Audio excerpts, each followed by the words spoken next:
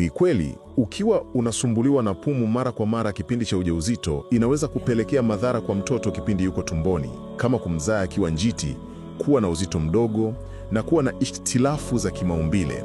Na hii inasababishwa na mtoto kukosa hewa ya oksijeni, na yeye anaikosa kwa sababu ya wewe kuikosa hiyo hewa ya kutosha kipindi unasumbuka na pumu. Kumbuka, mtoto huwa anatumia hewa unayoivuta wewe kwa ajili ya kuishi.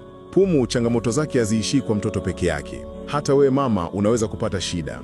Na shida nyingine unazopata pia zinamwathiri mtoto, kama presha kubwa kipindi cha ujauzito au kifafai cha mimba, upungufu wa damu na uwezekano wa kutoka damu nyingi kipindi unajifungua. Huenda ushaingia mawazo na wasiwasi baada ya kusoma hiyo dondoo. Tulia na endelea kusoma hizi dondoo.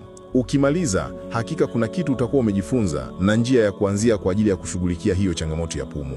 Kwanza, jua ya kuwa kuna watu wenye pumu kipindi cha ujauzito wa aina 3. Aina hizi za watu ni watu kikawaida kabla ujauzito wana pumu. Sasa kipindi wanapata ujauzito ndio hugawanyika katika aina hizo. 1.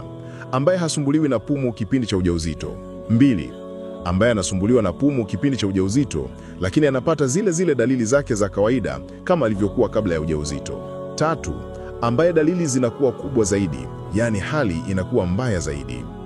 Ukiona unapata dalili zifuatazo, basi ujue huenda pumu yako inaenda kuwa mbaya zaidi, na ukiachia inaweza kuleta zile changamoto tulizozisema hapo juu.